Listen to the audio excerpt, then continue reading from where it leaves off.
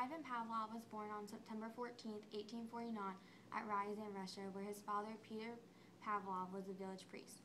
He was educated first at the church school in Ryazan and then at the theological seminary there.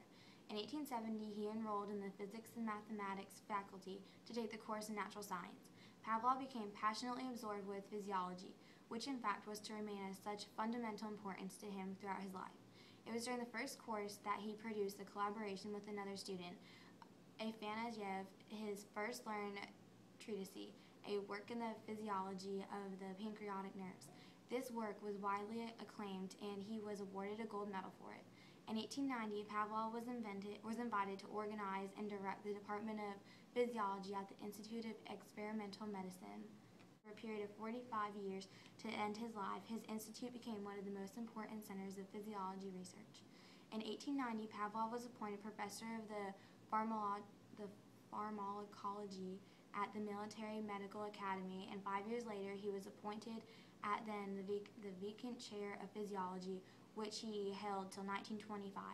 Experiments carried out by Pavlov and his pupils showed the conditioned reflexes originate in the cerebral cortex, which acts as the prime distributor and organizer of all activity in the organism, and which is responsible for the delicate equilibrium of an animal with its environment.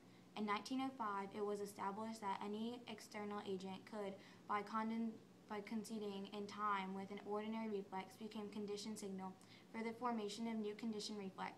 In connection with the discovery in the general postulate, Pavlov proceeded to investigate artificial conditioned reflexes. Research in Pavlov's laboratories over a number of years revealed for the very first time the basic laws governing the function of the cortex of the great hemispheres. Many physiologists were drawn to the problem of developing Pavlov's basic laws governing the activity of the cerebrum. As a result of all this research, there emerged an integrated Pavlovian theory in the higher nervous activity. Even in the early stages of his research, Pavlov received world acclaim and recognition. In 1901, he was elected as corresponding member of the Russian Academy of Sciences. In 1904, he was awarded a Nobel Prize, and in 1907, he was elected Academician of the Russian Academy of Sciences. In 1912, he was given an honorary doctorate at Cambridge University, and of the following years, honorary membership of various scientific societies abroad. Finally, upon the recommendation of the Medical Academy in Paris, he was awarded the Order of Legion from Honor in 1915. Dr. Pavlov died in Leningrad on February 27, 1936.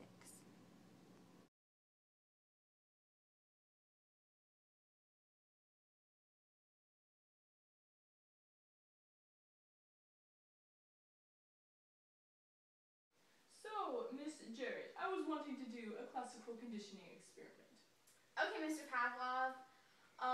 What is classical conditioning? Classical conditioning is linking two or more stimuli to anticipate a certain event. Okay, so how are we going to do it then? With my dogs. You see this amazing hat? It's near Christmas time. I'm very festive. So what exactly do I have to do? I'm going to be ringing a bell, and you're going to put down a bowl of food in front of the dog so that it will salivate. Okay, how many times do we have to do this? Numerous times over a couple of weeks until I ring a bell and the dog will salivate without seeing the food. Okay.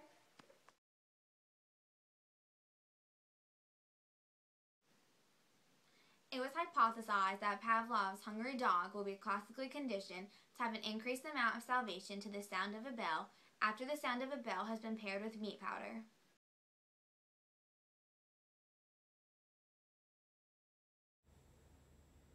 Before conditioning, when the hungry dogs were presented with meat, an automatic response was induced as the dogs salivated to the meat. Also before conditioning, when the hungry dogs heard the sound of a bell, there was no response. During conditioning, the sound of the bell was paired with the meat, and the dogs would salivate in response to the food and would begin to associate the sound of the bell with the food. After conditioning, when the hungry dogs heard the sound of a bell, a response would be induced and the dogs would salivate to the sound of the bell.